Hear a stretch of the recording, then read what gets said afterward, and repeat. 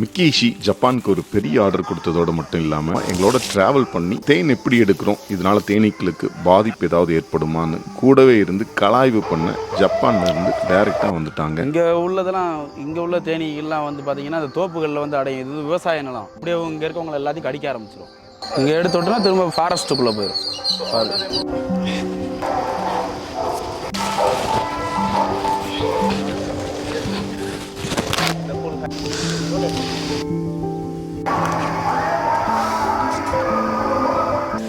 Yeah. Right. See here? Yeah.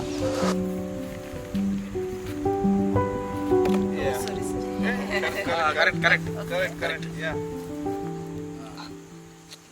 நம்ம நாட்டோட தேன் வகைகள் அதோட மருத்துவ குணங்கள் பற்றி கூடவே இருந்து தெரிஞ்சுட்டு அவங்க மக்களுக்கு நம்ம ஊர் மலைத்தேன் காட்ஸ் ஹனியோட மகத்துவத்தை காமிக்க டாக்குமெண்ட்ரியும் பண்ணிட்டாங்க.